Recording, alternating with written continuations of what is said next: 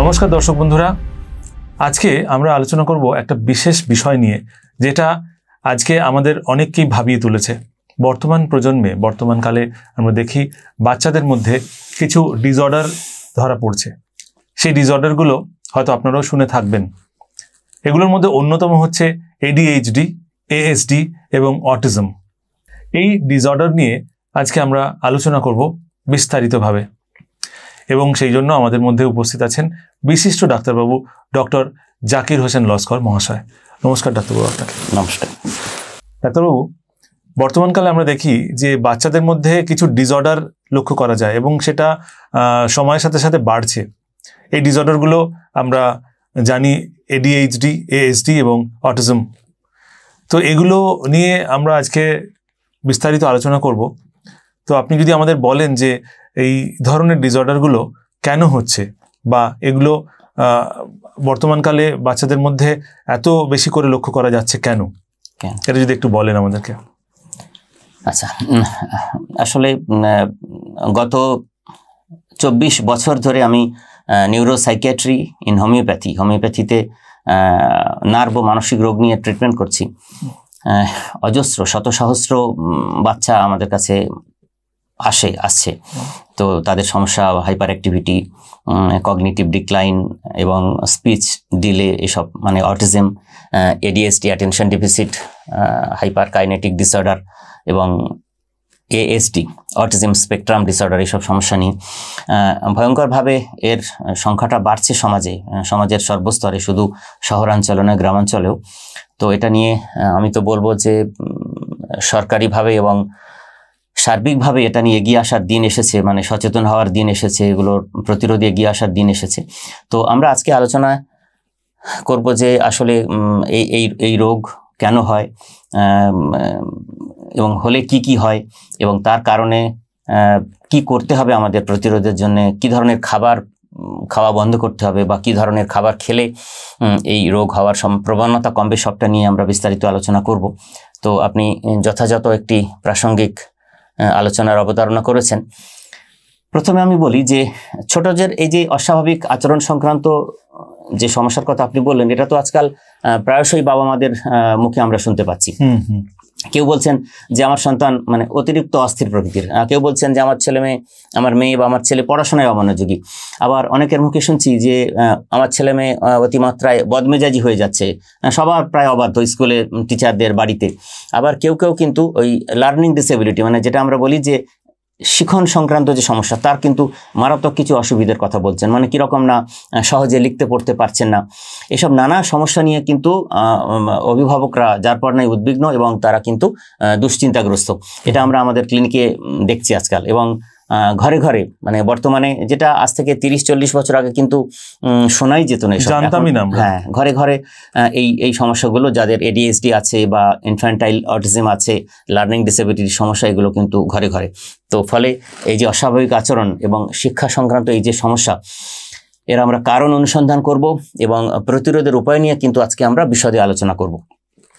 তো আমি সংক্ষেপে বলি যে এই একটা করে, যে আপনি বললেন ADHD মানে attention deficit hyper kinetic disorder, এটা কি আসলে? তো এই জিনিসটার, এটা ওই অ্যাটেনশন ডেফিসিট হাইপার অ্যাক্টিভ ডিসঅর্ডারের সংক্ষিপ্ত ফর্ম হচ্ছে ADHD।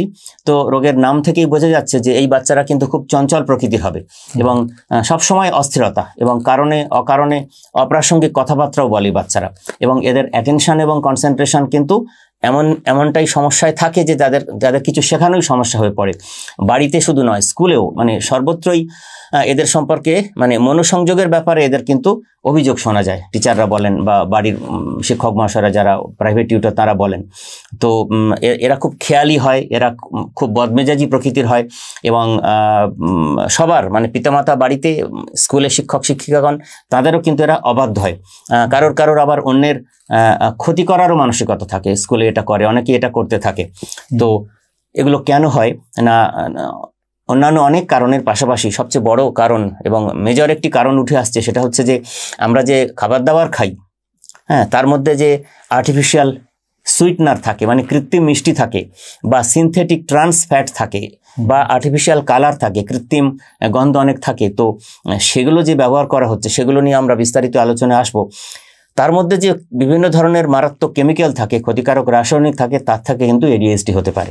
আচ্ছা, এবারে ধরুন অটিজমের কথা যদি বলি, যেটা আমরা অটিজম স্পেকট্রাম ডিসঅর্ডার বা এএসডি বলি, কীরকম না, এই যে শিশু বয়সে শৈশবকালের যে মানে গুটিয়ে নেওয়া নিজেকে, আত্মকেন্দ্রিকতা, হ্যাঁ, এটা কিন্তু মেয়েদের থেকে ছেলেদের বেশি দেখা দেয়। এবং মানে আপনি বলছেন অটিজমটা ছেলেদের মধ্যে বেশি দেখা দেয়, এএসডি ছেলেদের বেশি দেখা দেয়। এবং দেখবেন ছোটরা কারোর সঙ্গে মিশতে পছন্দ করে না, বাড়িতে একা একা থাকতে পছন্দ করে, স্কুলে গেলেও সে সবার সঙ্গে কমিউনিকেট করতে পারছে না, নিজের খেলার জিনিসে তার আগ্রহ থাকছে না, এমনকি খেলাধুলা করার প্রতিও তার কিন্তু ঝোঁক খুব একটা থাকছে না। হ্যাঁ, মানে নিজের একটা জগৎ তৈরি করে নেয়, কাল্পনিক। তো বাহ্য দৃষ্টিতে বাইরে থেকে দেখলে এদের আমরা হয়তো বলে ফেলি যে জড়বুদ্ধি সম্পন্ন হতে পারছে, একদমই তা নয়। মানে এটা মেন্টাল রিটার্ডেশনের প্রশ্নই নয়। এরা কিন্তু বয়সের সাথে সামঞ্জস্য রেখে এদের বুদ্ধিমত্তার কিন্তু বিকাশ হচ্ছে, এদের আইকিউ লেভেল খুব ভালো এবং খুব পরিণত, তো ইন্টেলিজেন্সের প্রবলেম থাকে না। এবং এরা কিন্তু খুব কম কথা বলে, মানে যাদের অটিজম স্পেকট্রাম ডিসঅর্ডার থাকে এই বাচ্চারা কম কথা বলে এবং নিজের মধ্যেই মুশকুল হয়ে থাকে সবসময়। হ্যাঁ, নিজের সিঙ্গেল ওয়ার্ড বলে, নিজের পারিপার্শ্বিক যে অবস্থা, হ্যাঁ, সেইগুলো যে পরিবর্তন যা কিছু ঘটছে সেগুলো তাদের খুব অসহ্য লাগে। হ্যাঁ, তার নিজের সঙ্গে রিলেট করতে না পারলে সেগুলো তার অসহ্য লাগে এবং পৃথিবীর সব কিছু, বাইরের জগতের অনেক কিছু তাদেরকে খুব আকর্ষণহীন মনে হয়। মানে তারা এমন হয় যে তাদের সেগুলোর দিকে তাদের কোনো মনোযোগ যায় না কোনোভাবে। এবং এইটা যখন হয় তখন বুঝতে হবে যে সেই বাচ্চাদের খাবারের মধ্যে সমস্যা রয়েছে। খাবারের মধ্যে মানে আমরা তো বাচ্চার টিফিনে চটজলদি অনেক খাবার বানিয়ে বাচ্চাদের স্কুলে পাঠাই, তো তার মধ্যে এই একটু আগে এডিএইচডির ক্ষেত্রে যেটা বলছিলাম যে artificial colour, high fructose corn syrup, synthetic বিভিন্ন রকম প্রিজারভেটিভ, এগুলো সব ব্যবহার করা হচ্ছে। এর ভেতরের যে ক্ষতি সাধনকারী রাসায়নিকগুলো আছে সেগুলোই কিন্তু কালক্রমে অটিজম স্পেকট্রাম ডিসঅর্ডার বা ইনফ্যান্টাইল অটিজম ডেকে আনছে। এছাড়া আরও একটা জিনিস থাকে এডিএইচডি অটিজমের সাথে, সেটা হচ্ছে লার্নিং ডিসেবিলিটি, মানে শিখন প্রক্রিয়ার যে সমস্যা। তো এক কথায় শিখন প্রক্রিয়ার এই বহুবিধ সমস্যাকে একই আমব্রেলার তলায় আমরা বলি যে লার্নিং ডিসেবিলিটি। তো কম বেশি কিন্তু 40-50 রকমের লার্নিং ডিসেবিলিটিস আছে। আচ্ছা, এবং আমি একটু বলতে চাইবো যেটা হচ্ছে যে অ্যান্টেরোগ্রেড অ্যামনেশিয়া, এটা এমন একটা জিনিস যে ওই বাচ্চারা নতুন জিনিস শিখতে তাদের খুব অসুবিধা হয়।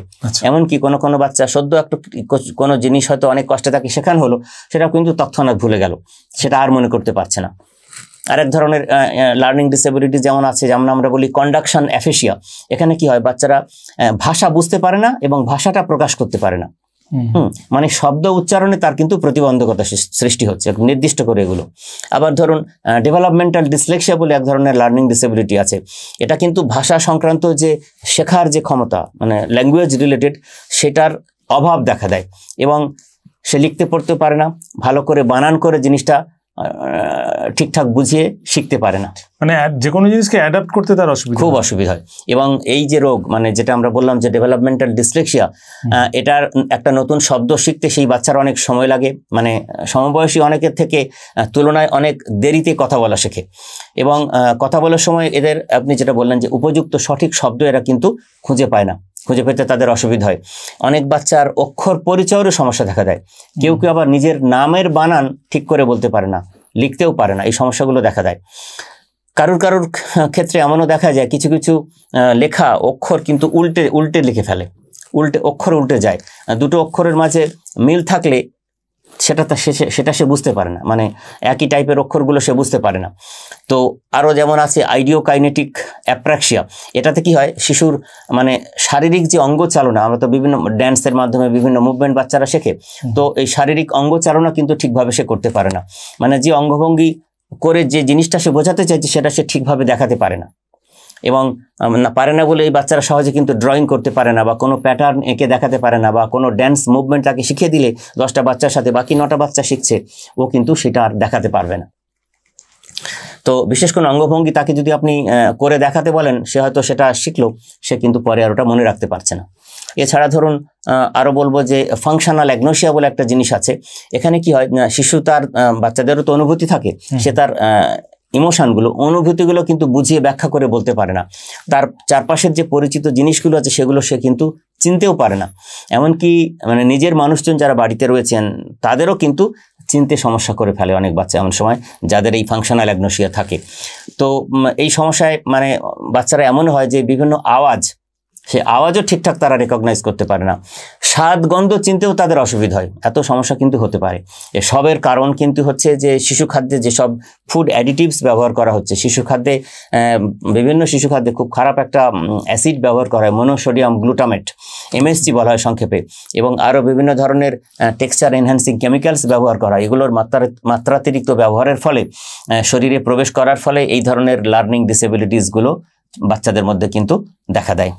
আচ্ছা ডাক্তারবাবু, আপনি যদি আমাদের একটু বলেন যে আপনি তো অনেক রাসায়নিক দ্রব্যের কথা বললেন যেগুলোর কারণে এই ধরনের ডিসঅর্ডার হওয়ার সম্ভাবনা আছে, তো আপনি যদি একটু বলেন যে কোন কোন খাবারের মাধ্যমে শিশুদের মধ্যে এই ধরনের রাসায়নিক প্রবেশ করে এবং যে কারণে ADHD বা ASDর মতো সমস্যা হতে পারে। একদমই, মানে দৈনন্দিন যে খাদ্য তালিকা আমাদের থাকে সেখানে কি ধরনের ক্ষতিকারক রাসায়নিক শরীরে গেলে বাচ্চাদের অটিজম হয়, ASD হয় বা লার্নিং ডিসেবিলিটি দেখা দেয়, আপনি সেটা জিজ্ঞেস করছেন। হ্যাঁ, মানে কোন কোন খাবারের মধ্যে সেগুলো থাকে। হ্যাঁ, মানে তবেই তো আমরা সচেতন হব যে সেই খাবারগুলো আমরা খাওয়াবো না, অ্যাভয়েড করব।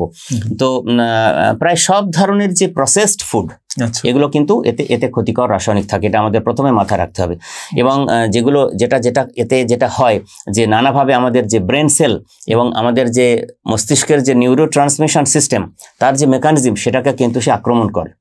এই ধরনের প্রসেসড ফুডের যে কেমিক্যালসগুলো সেগুলো আমি এক এক করে আসবো। তো যেমন ধরুন junk food, soft drinks, baked food, fruit drinks, energy drinks, fast food meal, এসব জিনিস আমরা খাই আজকাল। তো এর মধ্যে কিন্তু মানে কৃত্রিম গন্ধ, কৃত্রিম রং, কৃত্রিম মিষ্টি এগুলো কিন্তু, এবং প্রিজারভেটিভ তো অবশ্যই এগুলো ব্যবহার করা হয়। এবং তার মধ্যে যে কেমিক্যালসগুলো থাকে সেগুলো আমরা শুধু হার্মফুল নয়, কেমিক্যালসগুলো বলা হয় সিনথেটিক কেমিক্যাল।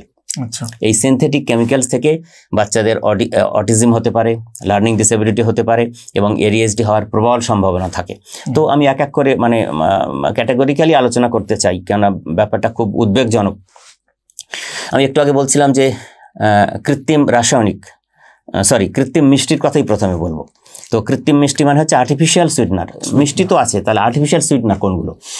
তো আমাদের যে খাবার দাবার আমাদের ইন্ডিয়ান, তাতে আমরা দেখছি যে আমরা কেক খাই, পেস্ট্রি খাই, বানস খাই, মাফিন খাই, কুকিজ খাই, বিভিন্ন ধরনের সফট ড্রিঙ্কস যেগুলো খাই সেগুলো সব সুগারি সফট ড্রিঙ্কস, সব তো সুগার থাকে। আইসক্রিম খাই, চকলেট খাই, ক্যান্ডি বার যেগুলো খাই, এতে কিন্তু এই সবগুলোতেই কৃত্রিম মিষ্টি মানে আর্টিফিশিয়াল সুইটনার ব্যবহার করা হয়। তো এই যে আর্টিফিশিয়াল সুইটনার যে ব্যবহার করা হয় তার মধ্যে যে কেমিক্যালসগুলো থাকে সেই কেমিক্যালসগুলো হচ্ছে খুব ভয়ঙ্কর। এক হচ্ছে অ্যাসপারটেম, সুক্রালোজ, অ্যাসিসালফেম পটাশিয়াম, অ্যাডভান্টেম, নিওহেসপিরিডিন ডিসি, এগুলো সব ভয়ঙ্কর। এগুলো হয়তো অ্যাওয়ারনেসের জন্য লাগবে না, কিন্তু এই জিনিসগুলো যদি কেউ গুগল করে দেখেন জানবেন যে সেগুলো কি ভয়ঙ্করভাবে আমাদের স্বাস্থ্য সমস্যা তৈরি করে। তো আমাদের যেটা মনে রাখতে হবে যে এই কেমিক্যালসগুলো যেটা করে আমাদের মস্তিষ্কের যে ব্লাড ব্রেন ব্যারিয়ার, ছোটদের ক্ষেত্রে ব্লাড ব্রেন ব্যারিয়ারটাকে অতিক্রম করে আমাদের ব্লাড ব্রেন ব্যারিয়ারের কাজ হচ্ছে যে এই ক্ষতিকারক প্রভাবগুলো আটকানো। তো সেগুলোকে অতিক্রম করে কিন্তু ছোটদের ব্রেন সেলকে আক্রমণ করে, করে তাদের সমস্যা তৈরি করে। এবং তার ফলে যেটা দেখা যায় মস্তিষ্কে ছোটদের ব্রেনে নির্দিষ্ট এক ধরনের সেল আছে, সেটা নাম হচ্ছে অ্যাস্ট্রোসাইট সেল।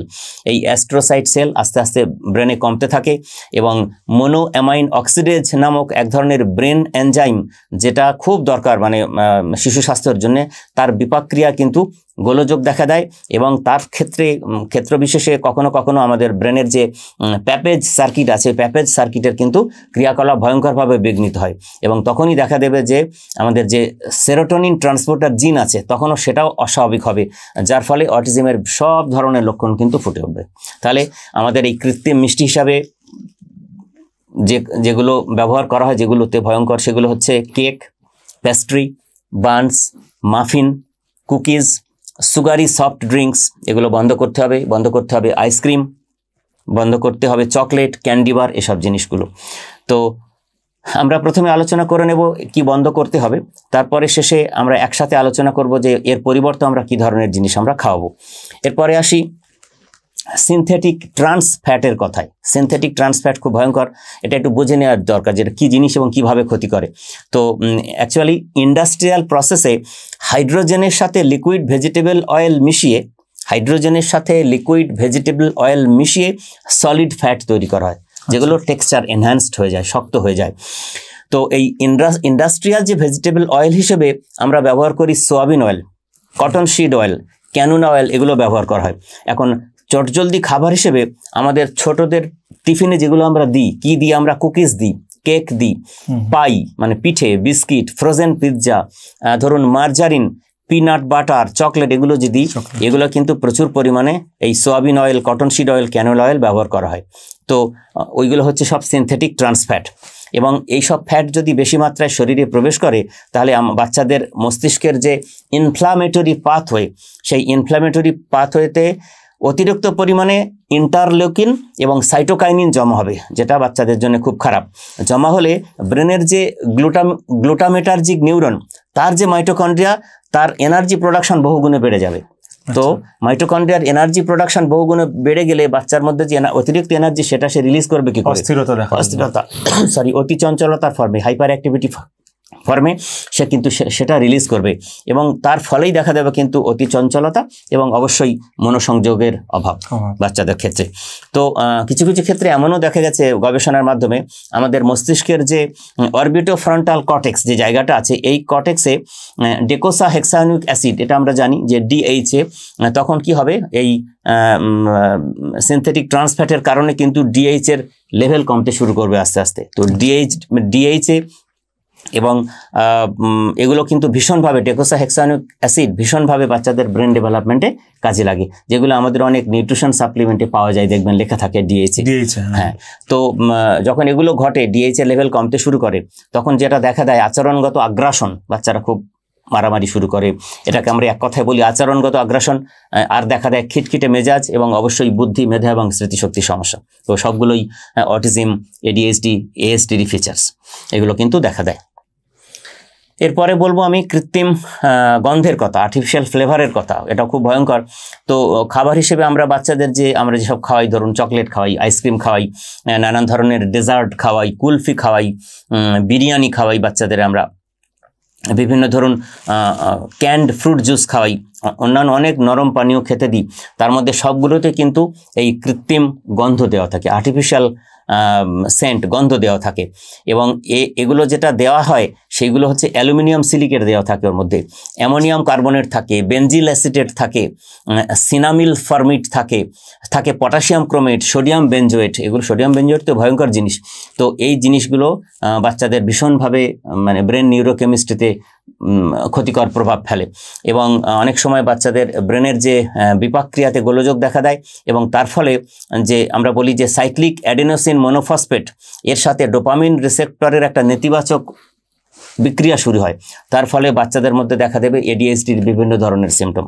তো এই কৃত্রিম গন্ধযুক্ত খাবার হিসেবে আমাদের আইসক্রিম এড়িয়ে চলতে হবে, চকলেট এড়িয়ে চলতে হবে। চকলেট সামান্য খেতে পারে, ডেজার্ট, কুলফি, বিরিয়ানি আপনি খান, বাড়িতে বানিয়ে খাওয়াতে পারেন। হ্যাঁ, এবং ক্যান্ড ফ্রুট জুস, নরম পানীয় মানে কোল্ড ড্রিঙ্কসের কথা বলছি, এগুলো কিন্তু অ্যাভয়েড করে চলতে হবে আমাদের বাচ্চাদের জন্য, এসব রোগ থেকে মুক্ত রাখার জন্য। এরপরে আসে মনোসোডিয়াম গ্লুটামেট, ভয়ঙ্কর একটা জিনিস, MSG সংক্ষেপে বলা হয়। দেখবেন আমাদের খাদ্য তালিকায় এমন কিছু খাবার আছে, যেমন ধরুন নির্দিষ্টভাবে ফ্রোজেন ডিনার আমরা বলি, স্যালাড ড্রেসিং, স্ন্যাক্স, বিভিন্ন রকম চিপস, ফ্রোজেন মিট, এগুলো আমরা খাই, মেয়োনিজ, ফ্রুট সস যেগুলো খাই, বিভিন্ন ধরনের চাইনিজ খাবার, এমনকি আমরা যেগুলোকে মনে করি খুব সেফ, জ্যাম, জেলি, মোরব্বা, স্কোয়াশ, এই সবগুলোতে কিন্তু মনোসোডিয়াম গ্লুটামেট দেওয়া থাকে। এই মনোসোডিয়াম গ্লুটামেট হচ্ছে এক ধরনের একটা সল্ট, লবণ। আমি আবার বলছি যে এটা যদি অতিরিক্ত ব্যবহার করা হয় এবং খাওয়া হয়, তাহলে কিন্তু ডাইরেক্টলি আমাদের ব্রেন ড্যামেজ হবে, ব্রেনের DNA ড্যামেজ হবে, এবং তারপরে খুব তাড়াতাড়ি দেখা দেবে মেন্টাল কনফিউশনের সমস্যা, মানে সিদ্ধান্ত নেওয়ার ক্ষমতা হারিয়ে ফেলবে ছোটরা, মানে ছোটদের পড়াশোনার সমস্যা হবে, এবং এর ফলে নিউরো ট্রান্সমিটারের যে গোলযোগ দেখা দেবে, তার ফলে মস্তিষ্কের যে হিপ্পোক্যাম্পাস, ওখানে গ্লুটোকর্টিকয়েড যে রিসেপ্টরগুলো আছে সেগুলো অকেজ হয়ে যাবে, এবং সঙ্গে সঙ্গে দেখা দেবে অনেক ধরনের লার্নিং ডিসেবিলিটি ছোটদের ক্ষেত্রে। ফলে আমাদের এই মনোসোডিয়াম গ্লুটামেট আছে লেখা এমন খাবার দাবারগুলো কিন্তু আমাদের বর্জন করতে হবে। আমি আবার খাবারগুলোর কথা স্মরণ করিয়ে দিতে চাই, সেটা হচ্ছে ফ্রোজেন ডিনার, স্যালাড ড্রেসিং, বিভিন্ন রকম snacks, chips, frozen meat, mayonnaise, fruit juice, Chinese খাবার, জ্যাম, জেলি, মোরব্বা, স্কোয়াশ, এগুলো কিন্তু খাওয়ানো চলবে না। এর পরিবর্তে আমরা কি খাওয়াবো, আমরা একটু পরে সেই আলোচনায় আসবো। এবার আমি আপনাকে বলবো যে কৃত্রিম রঙের কথায়, আমরা তো খাবারে রং মেশাই আমরা জানি, তো আর্টিফিশিয়াল কালার্স কীরকম এটা খুব ভালোভাবে বুঝে নিতে হবে আমাদের। যে নিষিদ্ধ ফুড কালার যেমন ধরুন metanil yellow, auramine, lead chromate, rhodamine B, এগুলো ছাড়াও, এগুলো কিন্তু নিষিদ্ধ, এগুলো ছাড়াও সরকার অনুমোদিত কিছু কৃত্রিম রঙের একটা লিমিটেড ব্যবহারের পারমিশন দেওয়া আছে, কিন্তু সেগুলো মানুষ করে না, মাত্রা ছাড়া ব্যবহার করে। যারা ব্যবহার করে, যেগুলো নিষিদ্ধ সেগুলোও করে, মানে এই metanil yellow, auramine, red chromate, rhodamine B এগুলো যেমন ব্যবহার করছে, পাশাপাশি যেগুলো সরকার অনুমোদিত রং সেগুলোরও মাত্রা ছাড়া ব্যবহার করা হচ্ছে। সেগুলো কি আমি আসছি, তো তাতে কিন্তু ছোটদের স্নায়ুতন্ত্রের ক্ষতি হচ্ছে এবং তার থেকে কিন্তু এডিএইচডি অটিজমের সমস্যা, এবং তার থেকে দেখা দেয় ছোটদের হাইপার অ্যাক্টিভিটি, তার থেকে দেখা দেয় ছোটদের হাইপার সেন্সিটিভিটি এবং অন্যান্য সব ধরনের আচরণগত সমস্যাগুলো। এখন সরকারের পারমিট মানে সরকারের অনুমোদিত কিছু রং আছে, যেমন ধরুন ব্রিলিয়ান্ট ব্লু বলে একটা রং ব্যবহার করতে দেওয়া হয়। কোথায় ব্যবহার করতে দেওয়া হয় না, বেকড গুডস, বেভারেজ এবং ক্যান্ডিতে ব্যবহার করতে দেওয়া হয়, কিন্তু আজকাল অতিরিক্ত পরিমাণে ব্যবহার করা হচ্ছে, তাহলে এগুলো সেফ নয়। সাইট্রাস রেড, যে লাল রং ব্যবহার করা হয় সেটা হচ্ছে সাইট্রাস রেড, যেটা জ্যামে ব্যবহার করা হয় লাল করার জন্য, জ্যাম, জেলি, মোরব্বা, স্কোয়াশ এগুলোতে মেশানো হয়, কিন্তু মাত্রাতিরিক্ত আজকাল মেশানো হচ্ছে, ফলে এগুলো আর নিরাপদ নয় জ্যাম জেলি খাবার। ইন্ডিগো কারমাইন রঙিন শরবত বানাতে এবং ক্যান্ডি বানাতে ব্যবহার করা হয়, আজকাল মাত্রাতিরিক্ত ব্যবহার করা হচ্ছে। সবুজ রং যেটা ব্যবহার করা সেটাকে বলা হয় ফাস্ট গ্রিন, আইসক্রিমে ফাস্ট গ্রিন ব্যবহার করা হয়, ক্যান্ডিতে, বিভিন্ন রকম শরবতে, বেভারেজে ব্যবহার করা হয়, সেও মাত্রাতিরিক্ত ব্যবহারের ফলে কিন্তু আমাদের সমস্যা হচ্ছে বাচ্চাদের, বড়রা খেলেও একই অবস্থা। এছাড়া এরিথ্রোসিন বলে একটি কালার আছে, যেটা পিৎজাতে ব্যবহার করা হয়, ফ্রোজেন ফ্রুটসে ব্যবহার করা হয়, যে আমরা কেচাপগুলো খাই, আচার টমেটো কেচাপগুলো খাই, টমেটো কেচাপ, সেখানে ব্যবহার করা হয়, জ্যাম জেলিতেও কিন্তু আজকাল ব্যবহার হচ্ছে। এই এরিথ্রোসিন খুব ভয়ঙ্কর স্বাস্থ্য সমস্যা তৈরি করে ছোট বড় সবার জন্য। এছাড়া আরেকটা লাল রং পারমিটের দেওয়া আছে, সেটা হচ্ছে অ্যালুরা রেড। এই অ্যালুরা রেড পাস্তাতে ব্যবহার করা হয়, মাফিনে ব্যবহার করা হয়, প্যাস্ট্রিতে ব্যবহার করা হয়, ম্যাকারনিতে ব্যবহার করা হয়, sugary soft drinks, cheese, Banas এগুলোতে কিন্তু ব্যবহার করে। এগুলো সব বাচ্চাদের আমরা খাওয়াচ্ছি, ফলে এই অ্যালুরা রেড খুব ভয়ঙ্কর জিনিস। মাত্রাতিরিক্ত ব্যবহারের ফলে ছোটদের এই সব সমস্যা এত হু হু করে বাড়ছে। টার্ট্রাজিন বলে আর একটা রং ব্যবহার করা হয়, যেটা ব্যবহার করা হয় পাস্তাতে। টার্ট্রাজিন পাস্তাতে থাকে, মাফিনে থাকে, প্যাস্ট্রিতে থাকে, ম্যাকারনিতে থাকে এবং বানসে থাকে, চিজেও থাকে, সেটাও খুব খারাপ। আর একটা হলুদ রং ব্যবহার করা, যেটা বলি আমরা সানসেট ইয়েলো। এই সানসেট ইয়েলো হচ্ছে ফ্রুট সসে দেওয়া হয়, বিভিন্ন কেচাপে দেওয়া হয়, পটেটো চিপসে হলুদ করার জন্য পটেটো চিপস ইউজ করা হয়, বিস্কিটেতেও ইউজ করা হয়। তো বিস্কিট তো আমরা সবাই খাই, এখন যদি অতিরিক্ত পরিমাণে মানে সরকার অনুমোদিত মাত্রা ছাড়া ব্যবহার করা হয়, সেটা অবশ্যই ভীষণভাবে স্বাস্থ্য সমস্যা তৈরি করবে।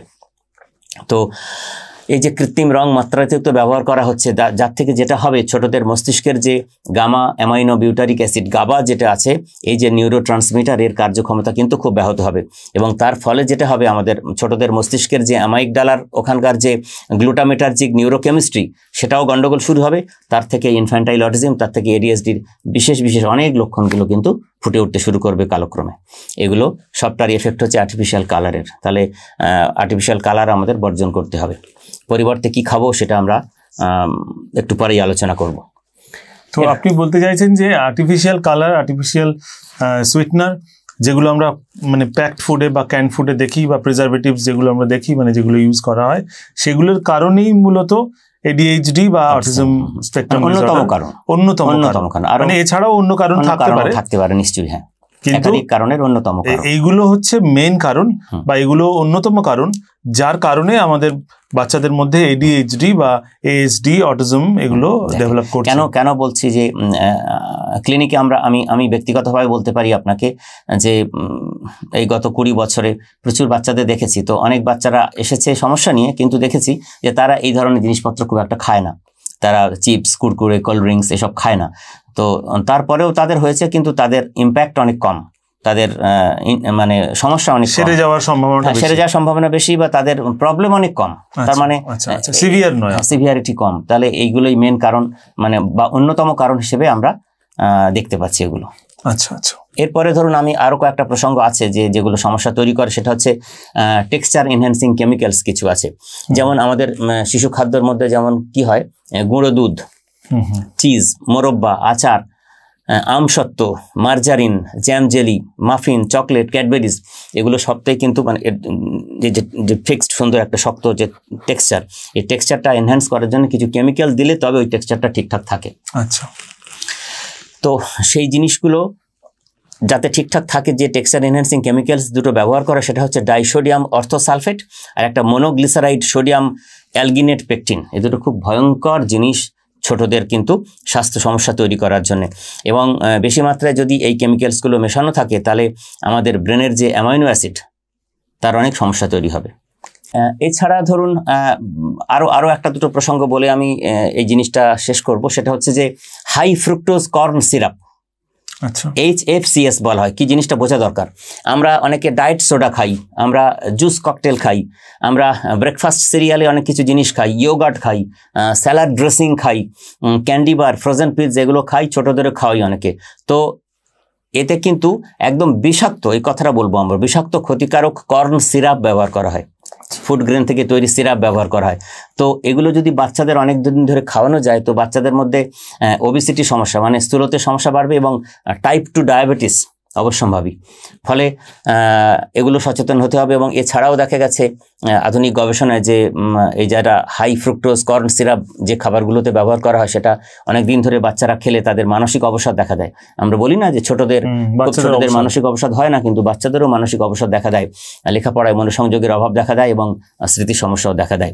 এবং এছাড়া আমাদের ওইটা দিলে যেটা হয়, আমাদের মস্তিষ্কের মধ্যে কিনুরেনিক অ্যাসিড বলে একটা অ্যাসিড আছে, তার কার্যক্ষমতা অনেকটা বিপর্যস্ত হয়, ইম্পেয়ারমেন্ট হয়, হলে তখন অর্গ্যানিক অ্যামনেশিয়া, অ্যাকোয়ার্ড ডিসলেক্সিয়ার মতো মেমোরি সংক্রান্ত সমস্যাও ছোটদের উঠে আসে, যেগুলো সবই ADHD অটিজমের ফিচার।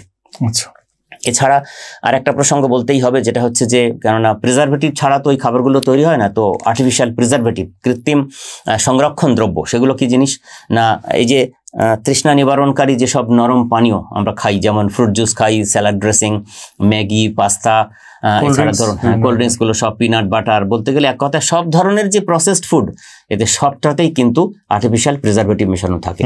তো এদের মধ্যে বিশেষভাবে উল্লেখযোগ্য হলো sodium benzoate, potassium sorbate, methyl paraben, sodium bisulphate, sodium নাইট, এগুলো ইনগ্রেডিয়েন্টস লেখা থাকে, sodium nitrate, dimethyl dicarbonate, calcium propionate ইত্যাদি। এগুলো এই উপাদানের এতটাই বিষক্রিয়া আছে যে মানে শিশু মস্তিষ্কে আমাদের খুব ভালো একটা জিনিস আছে গ্যালানিন বলে, যেটা একটা মানে নিউরোপেপটাইড তৈরি করে, তার তৈরি করার প্রসেসটাকে স্লো করে দেবে এই ধরনের প্রিজারভেটিভসগুলো। আচ্ছা, এবং ওই নিউরোপেপটাইড তৈরি হওয়া স্লো হয়ে গেলেই কিন্তু বাচ্চারা চঞ্চলতা দেখা দেবে, হাইপার অ্যাক্টিভিটি দেখা দেবে। এছাড়া রেডিমিক্স কিছু জিনিস, যেমন রেডিমিক্স স্যুপ আমরা খাই, আমরা অনেকে চিউনগাম খাই, ফ্রেঞ্চ ফ্রাই যেগুলো খাই, এতে কিন্তু ব্যবহার করা হয় একটা জিনিস BHA বলে, বিউটাইলেটেড হাইড্রক্সি অ্যানিসোল, বিউটাইলেটেড হাইড্রক্সি অ্যানিসোল এবং বিউটাইলেটেড হাইড্রো জাইটোলিউয়েন্টস, এই দুটো খুব খারাপ জিনিস। এদের ক্ষতিকর প্রভাবে বাচ্চাদের মস্তিষ্কের যে হিপ্পোক্যাম্পাস, এখানে কিন্তু অনেক ইম্পেয়ারমেন্ট এমনভাবে হবে, তারা অনেক অস্বাভাবিক আচরণ করতে শুরু করবে।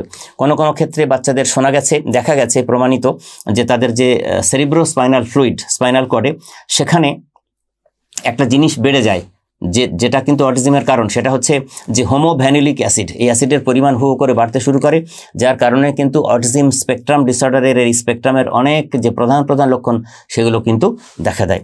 তো ফলে artificial colour, artificial sweetener, artificial preservative, monosodium glutamate, texture enhancing chemicals দেওয়া আছে এমন যে এত খাবারেরগুলোর কথা বললাম, এগুলোর থেকে কিন্তু আমাদের বাচ্চাদের খাওয়ানো এগুলো বন্ধ করতে হবে, তবেই কিন্তু এই প্রবণতা অনেক কমবে বলে আমি মনে করি।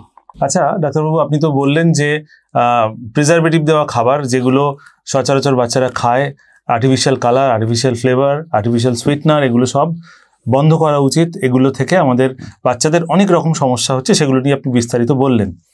তো এখন আমার প্রশ্ন হচ্ছে যে আমরা আমাদের যে সামাজিক পরিকাঠামো বা আমরা যেভাবে লাইফস্টাইল লিড করি, তাতে সব বাচ্চারাই প্রায় এই ধরনের খাবারে কিন্তু আসক্ত, বা আমরা এই ধরনের মানে খাবারগুলো বাচ্চাদেরকে দিই, আমরা না জেনেই দিই, কিন্তু আমরা দিতে অভ্যস্ত। মানে স্কুলে পাঠানোর আগে মায়েদের চটজলদি খাবার হিসেবে এগুলো দিতে হয়, মানে রোজ রোজ হাতে বানিয়ে দেওয়া সম্ভব হয় না, এবং মানে আমরা এটাকে বেশ ভালোবেসেই দিই। হ্যাঁ, আমরা জানি যে প্যাকড ফুড মানে হচ্ছে খুব সেফ, জীবাণু নেই তার মধ্যে, এক্সপোজার নেই কোনো, ভালো, নোংরা নয়, কিন্তু তার মধ্যে যে কত বিষ লুকিয়ে রয়েছে সেটা আমরা এই ভিডিওটা থেকে জানতে পারবো, মানে এই আলোচনা থেকে আমরা বুঝতে পারবো যে আমরা আসলে আমাদের বাচ্চাদের কত ক্ষতি করি।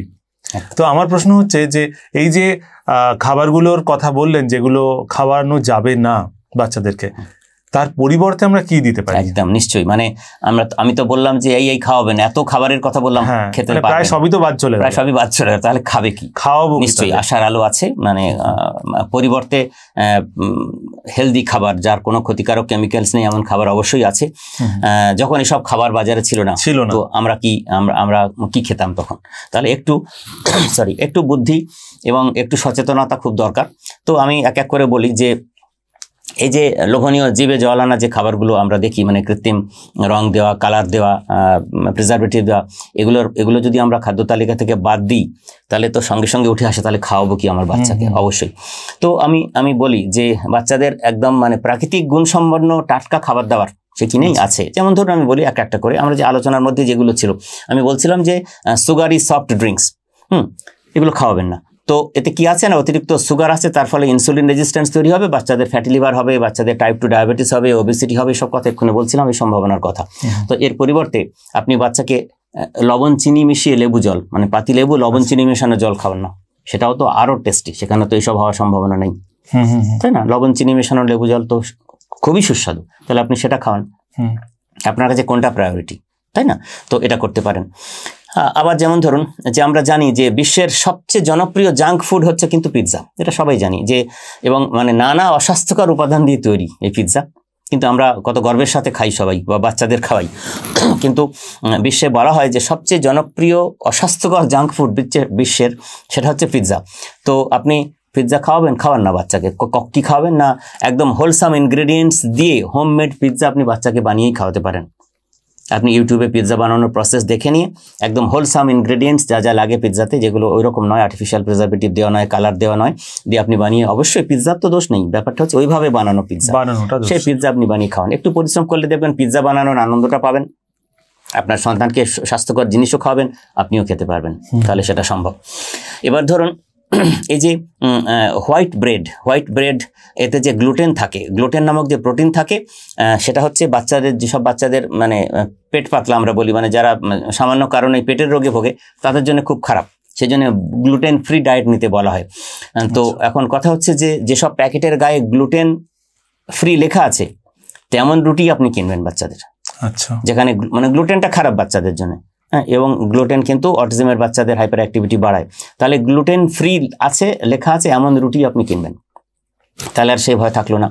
এবং আরেকটা তো অপশান হাতেই আছে যে মানে হাতে বানানো গমের আটার রুটি আপনি বাচ্চাদের খাওয়াতে পারেন, সেটাও আমরা চিরকাল তাই খেয়েছি, সেও যথেষ্ট সুস্বাদু। আমরা রেডিমেড ওই রুটিগুলো খাওয়াবো না, পাউরুটিগুলো, তাহলে সম্ভব। এবার ধরুন প্রায় সব ধরনের যে ফ্রুট জুস, সেগুলো আসলে কি? সব ধরনের ফ্রুট জুস আসলে কৃত্রিম রং, গন্ধ এইসব দেওয়া এক ধরনের চিনি জল, সিম্পল একদম চিনি জল, মানে এই কথাটা বলছি আমি।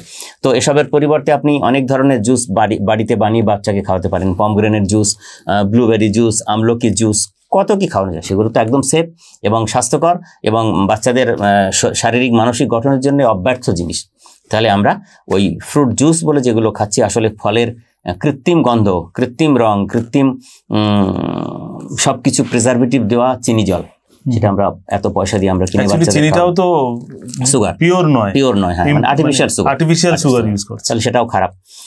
এরপরে ধরুন আরেকটি কথা আমি বলবো যে আমরা এই যে বলছিলাম যে সোয়াবিন অয়েল, কর্ন অয়েল বা cotton seed oil, canola oil আমরা বলছিলাম, তো এগুলো ইন্ডাস্ট্রিয়াল ভেজিটেবল অয়েল, এগুলো কিন্তু আমাদের শরীরে বড়দের, ছোটদের তো শুধু নয়, বড়দেরও আমাদের অক্সিডেটিভ স্ট্রেস বাড়িয়ে দেয়, অক্সিডেটিভ স্ট্রেস বাড়িয়ে দেয়, এবং অক্সিডেটিভ স্ট্রেস বাড়লেই কিন্তু বাচ্চাদের হাইপার অ্যাক্টিভিটি হবে, এবং অক্সিডেটিভ স্ট্রেস লেভেল বাড়লে মানে প্রবণতা বাড়ে কিন্তু ক্যান্সার হওয়ারও ছোটদের, সেটাও একটা ভয়ের জিনিস, মানে হাইপার অ্যাক্টিভিটি এর পাশাপাশি ক্যান্সার হওয়ারও প্রবণতা বাড়ে।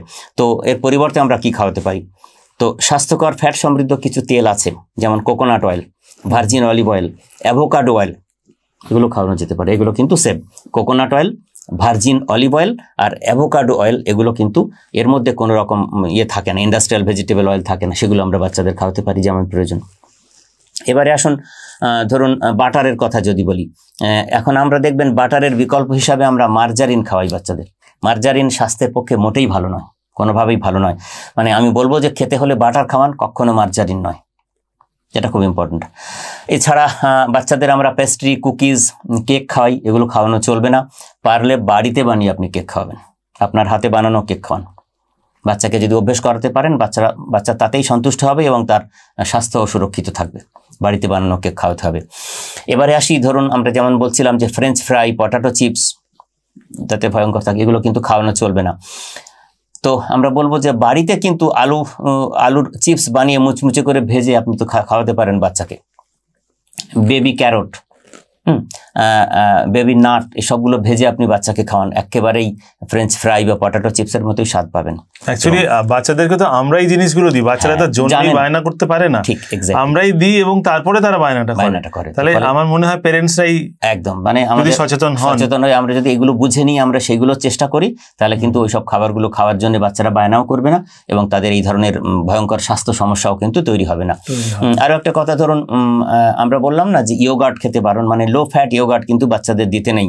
যদি ইয়োগার্ট দিতেই হয় তো সেক্ষেত্রে পরিবর্তে যেটা দিতে হবে যে মানে অ্যাক্টিভ প্রোবায়োটিক আছে, অ্যাক্টিভ প্রোবায়োটিক সমৃদ্ধ ফুল ফ্যাট ইয়োগার্ট পাওয়া যায়, সেটা খেতে দিতে পারেন, সেটা স্বাস্থ্যের জন্য ভালো। লো ফ্যাট ইয়োগার্টটাই খারাপ কিন্তু। তাহলে প্রোবায়োটিক মানে অ্যাক্টিভ প্রোবায়োটিক আছে সমৃদ্ধ খাবার এবং ফুল ফ্যাট ইয়োগার্ট বলা, সেটা কিন্তু স্বাস্থ্যের জন্য ভালো, সেটা আপনি খাওয়াতে পারেন। এবার যদি আসি আইসক্রিমের কথায়, আমরা বলবো যে বাজারের যে রঙিন আইসক্রিম সেটা বাচ্চাকে দেবেন না। স্বাস্থ্যকর উপাদান দিয়ে বাড়িতে আপনি যত রকম আইসক্রিম বাজারে পাওয়া যায় আপনিও বানাতে পারেন। আপনি আপনার বাড়ির বানানো আইসক্রিম খাওয়ান, নিজে খান, বাচ্চাকে খাওয়ান, প্রতিবেশীদের খাওয়ান, আত্মীয়দের খাওয়ান, হই হই করে খান, আইসক্রিমের জন্য সমস্যা নেই। কিন্তু ওই বাজারের যে রঙিন আইসক্রিম সেগুলো বাচ্চাদের খাওয়ানোর থেকে বন্ধ করুন। এবার একটু বলবো যে বলছিলাম যে প্রসেসড মিট, প্রসেসড এগ বা প্রসেসড ফিশ, এই প্রোডাক্টগুলোর কথাতে যেভাবে থাকে, তো সেগুলো সত্যিই কিনবেন না কখনো। মানে কিনতে হলে একদম মরশুমি, মানে জ্যান্ত টাটকা মাছ বাজার থেকে কিনবেন, টাটকা মাংস কিনবেন, পেলে দেশি মুরগির ডিম খাওয়াবেন, এগুলো তো পাওয়া যায় আজকাল খোঁজে। মানে ওইগুলোর পরিবর্তে এগুলো করতে হবে আমাদের অভ্যেস। আর যেটা আমরা একটা সময় চর্চা করছিলাম কিছুক্ষণ আগে, যে মনোসোডিয়াম গ্লুটামেট MSGর কথা, এটা এতটাই খারাপ জিনিস যে কোনো খাবারের প্যাকেটের গায়ে যদি দেখেন যে লেখা আছে যে মনোসোডিয়াম গ্লুটামেট, তাহলে সেই খাবারটা কিনবেন না, সেটা যতই টেস্টি খাবার হোক। এবং সেখানে দেখবেন লেখা থাকে যে সোডিয়াম বেনজোয়েট আর ডাইমিথাইল ডাইকার্বনেট, এই কথাগুলো লেখা থাকে, বা ডাইরেক্ট MSG কথাটাও লেখা থাকে। MSG লেখা থাকা কোনো খাবার বাচ্চাকে একদম খাওয়ানো চলবে না, তাহলে কিন্তু সমূহ বিপদ। আর শেষমেশ এছাড়াও যেটা বলবো যে শিশুদের জন্য ক্ষতিকর আরও কিছু জিনিস, যেমন ধরুন spinach pasta, noodles, turkey sandwich, burger, আরও ধরুন processed cheese, fruit cocktail, flavoured soya milk, এগুলো তো খাওয়ায়, chicken wrap, macaroni, diet soda, এগুলো কিন্তু বাচ্চাদের খাওয়ানো চলবে না। এগুলোর পরিবর্তে আপনি একদম ভালো তেলে ভাজা লুচি খাওয়ান, পরোটা খাওয়ান, অঙ্কুরিত ছোলা খাওয়ান, প্রচুর অ্যান্টিঅক্সিডেন্ট আছে এমন মৌসুমি ফল খাওয়ান, সবজি খাওয়ান, ছানা, খাঁটি দুধ এবং খাঁটি দুধ দিয়ে বানানো বাড়িতে সুজি পায়েস খাওয়ান। এক কথায় ভেজাল খাবার থেকে সতর্ক থাকুন, থাকলেই কিন্তু ছোটদের এই স্বাস্থ্য সমস্যাগুলো থেকে রক্ষা পাওয়া যাবে। মানে এখানে একটা ইম্পর্টেন্ট জিনিস হচ্ছে যে খাবার যেগুলো আমরা খাওয়াচ্ছি তার মধ্যে কোনগুলো ভেজাল আছে সেগুলোকে আইডেন্টিফাই করতে হবে এবং সেগুলোকে বাদ দিতে হবে। বাদ বাকি সবকিছুই আমরা খেতে পারি, বিশেষ করে যেগুলো হোমমেড। একদম হোমমেড হলে তো কোনো সমস্যাই নেই। একদম। ডাক্তারবাবু, আমরা তো খাবার নিয়ে অনেক কথা শুনলাম এবং এই খাবারের মধ্যে যে ধরনের প্রিজারভেটিভস ইত্যাদি রাসায়নিক পদার্থ রয়েছে সেগুলোর ক্ষতিকারক প্রভাব নিয়েও আপনি অনেক কথা বললেন। আমরা সত্যিই শুনে খুব সমৃদ্ধ হলাম। বাচ্চাদেরকে আমাদের আমাদের সাবধান হতে হবে বাচ্চাদের হেলথ ভালো রাখার জন্য। তো আমি আপনার কাছে লাস্ট একটা প্রশ্ন রাখছি যে যে সমস্ত বাচ্চাদের মধ্যে ADHD, ASD, অটিজম ইত্যাদি ডিসঅর্ডারগুলো অলরেডি দেখা যাচ্ছে, তাদের কিভাবে চিকিৎসা করা যায় সেটা যদি একটু বলেন। একদম, প্রথমেই বলি যে এখানে তো ওষুধ নিয়ে আলোচনা করব না। আমি যেটা বলতে চাই যে হোমিওপ্যাথিক ওষুধ বিজ্ঞানে এখানে কিন্তু ছোটদের এই যে 3টি রোগের কথা আজকে আলোচনা করলাম, যে ADHD, ASD এবং অটিজম, এগুলোর কিন্তু সুফলদায়ক চিকিৎসা আছে। এবং রোগের লক্ষণসমূহ প্রথমে বিশ্লেষণ করি আমরা, বিশ্লেষণ করে বিভিন্ন রকম স্ক্রিনিং করি। ADHD স্ক্রিনিং হয়, অটিজম স্পেকট্রাম ডিসঅর্ডার টেস্ট হয়, ডিসলেক্সিয়া এপিসোড টেস্ট হয়, মেমোরি স্ক্রিনিং টেস্ট হয়, লার্নিং ডিসেবিলিটি টেস্ট আমরা করিয়ে নিই। এগুলো করে নির্দিষ্টভাবে রোগ নির্ণয় করা হয় এবং তারপরে কনস্টিটিউশনাল সাইকিয়াট্রিক হোমিওপ্যাথিক ড্রাগ এবং তার মেটেরিয়াল ডোজ বা তার থেরাপিউটিক ডোজ এবং অথবা কম্বাইন্ড ডোজ কনস্টিটিউশনাল ওষুধের সাথে এগুলো ব্যবহার করে আমরা বিভিন্ন সিমটমগুলো কন্ট্রোল করার চেষ্টা করি এবং কালক্রমে রোগ থেকে মুক্তি দেওয়ার যে প্রসেস সেটাকে আমরা এগিয়ে নিয়ে যাওয়ার চেষ্টা করি।